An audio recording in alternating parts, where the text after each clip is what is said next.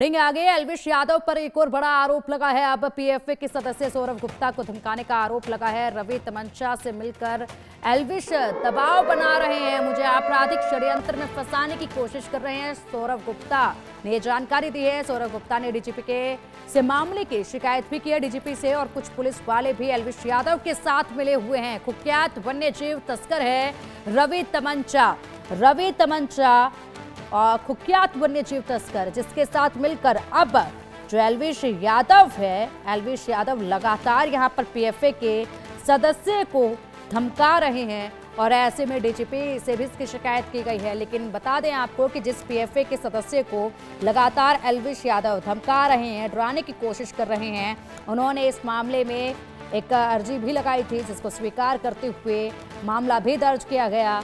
ऐसे में अब एक बार फिर से सौरभ ने ये एक बड़ा आरोप लगाया है। सौरभ गुप्ता ने डीजीपी से इस मामले की शिकायत दी है। सौरभ गुप्ता का कहना है कि एल्विश यादव उन्हें धमका रहे हैं, रवि तमंचा के साथ मिलकर उनको धमका रहे हैं। रवि तमंचा जो कि कुख्यात वन्य जीव तस्कर हैं, और उनके साथ मिलकर एक बार फिर से धमकी दी है। ऐसे में एक के बाद एक अगर देखा जाए तो एल्विश यादव के खिलाफ जिस तरीके से मामले दर्ज हो रहे हैं, जिस तरीके से एल्विश यादव की मुश्किलें बढ़ रही हैं, ऐसे में एल्विश यादव को शायद अभी कानून का कोई डर, कोई खौफ नजर नहीं आ रहा है एल्विश यादव में, क्योंकि लगातार मामले दर्ज होने के बाद भी एल्विश यादव लोगों को, जो गवाह हैं उनके मामले में, उनको धमकाने का काम कर रहे हैं, उनको डराने का काम कर रहे हैं, और ऐसे में उनको चुप रहने की धमकी वो दे रहे हैं।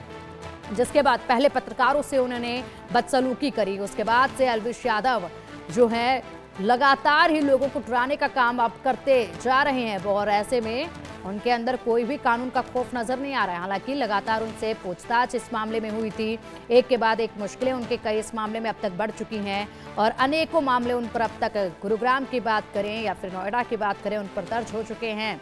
लेकिन उसके बावजूद भी एल्विश यादव अपनी हरकतों से बाज नहीं आ रहे हैं।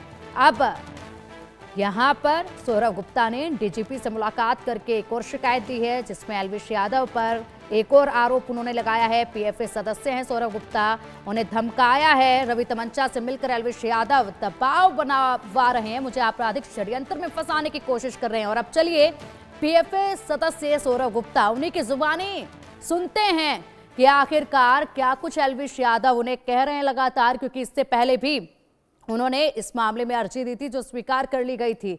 सौरभ गुप्ता जी, बहुत स्वागत है आपका इंडिया न्यूज पर। एक बार फिर से डीजीपी से मिलकर आपने शिकायत की है एल्विश यादव की, और अभी हाल ही में आपने जो शिकायत दी थी उसके ऊपर भी कार्रवाई हुई थी, लेकिन फिर से आपने यहां पर कहा है कि अब रवि तमंचा के साथ मिलकर आप पर दबाव बना रहे हैं एल्विश यादव। देखिए, ये रवि तमंचा है, कुख्यात वन्यजीव तस्कर है। इस पर करीब 1 दर्जन से ज्यादा मुकदमे दर्ज हैं, और ये आदमी पिछले 1.5 साल से हम लोगों को ट्रोल कर रहा है इस पूरे मामले के अंदर। इस पर पहले अभी एक एफआईआर दर्ज हो चुकी है गाजियाबाद के शालीमार गार्डन थाने में। इसको अरेस्ट किया गया, इसको चार्जशीट किया गया, और जब इसको अरेस्ट किया गया तो बहुत चौंकाने वाले खुलासे हुए। इस आदमी की रिकॉर्डिंग एक यूपी पुलिस के एक दरोगा से इसकी रिकॉर्डिंग थी, जो कि हम लोगों को षड्यंत्र के तहत ये लोग फंसा रहे थे। इन्होंने फर्जी वीडियो हमारा डाल दिया, कहीं सोशल मीडिया से उठाकर 4 साल पुराना वीडियो डाल दिया, और उस वीडियो पर हम पर एक फर्जी एफआईआर कराई गई। लेकिन जब पुलिस जांच हुई तो पता चला कि वो वीडियो फर्जी था। उसके बाद इंस्पेक्टर के साथ इनकी जो रिकॉर्डिंग थी इस रवि तमंचा, मैं आपको इसका इतिहास बता देता हूं। महिलाओं को ट्रोल करने पर, वन्यजीव तस्करी, साइबर क्राइम के तहत इस व्यक्ति के खिलाफ आज तक 14-15 मुकदमे दर्ज हो चुके हैं। कई बार ये जेल गया है। मुंबई पुलिस ने भी एक चिट्ठी गाजियाबाद पुलिस को लिखी थी कि आपके यहाँ का ये आरोपी है, इस पर कार्रवाई हो। इस आरोपी रवि तमंचा से एल्विश यादव और इसके गिरोह के लोग मिल गए, और ये लगातार गलत तरीके से हमारी नकारात्मक छवि बनाने के लिए लगातार सरकारी एजेंसियों को, पुलिस को झूठे सच्चे ट्विटर पे वीडियो बनाकर, फोटोशॉप करके झूठे वीडियो बनाकर ये लोग डाल रहे हैं। और इसी के लिए मैंने आज डीजीपी को भी कंप्लेंट लिखी है। गाजियाबाद के police commissioner, additional police commissioner, DCP, सभी को हमने कंप्लेंट लिखी है। यही नहीं, अगर आप रिकॉर्डिंग सुनेंगे, जो रिकॉर्डिंग इनकी हमारे पास आई है हम लोगों को साजिश के तहत फंसाने की, तो उसके अंदर बाकायदा गाजियाबाद सिटी के डिप्टी कमिश्नर ऑफ पुलिस के लिए अपशब्दों का प्रयोग किया गया है, इंस्पेक्टर द्वारा अपशब्दों का प्रयोग किया जा रहा है। और वो हमें फंसाने के लिए कह रहे हैं कि किस तरह से इनको फंसाया जाए, डीसीपी के खिलाफ ट्वीट करो, एसीपी के खिलाफ ट्वीट करो, इनके खिलाफ यहाँ कंप्लेंट लगाओ और इनको इस तरह से फंसाओ। और मैं आपको बताता हूं, जब हमने इस इंस्पेक्टर का इतिहास पता करा तो ये नोएडा के दनकौर थाने में तैनात है, इस समय साइबर क्राइम देख रहा है। मैं शुरू से कह रहा हूं, देखिए पिछले 1.5 साल से हमारी रेकी की जा रही है, हमारी पल पल की लोकेशन ट्रैक की जा रही है, और अब ये बिल्कुल क्लियर हो गया जब एक ठीक है।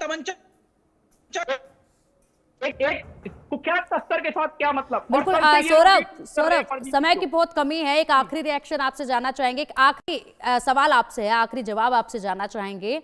आपने डीजीपी से शिकायत की है इस मामले में, आप एल्विश यादव के, ऐसे में उनकी तरफ से क्या आश्वासन आपको दिया गया है?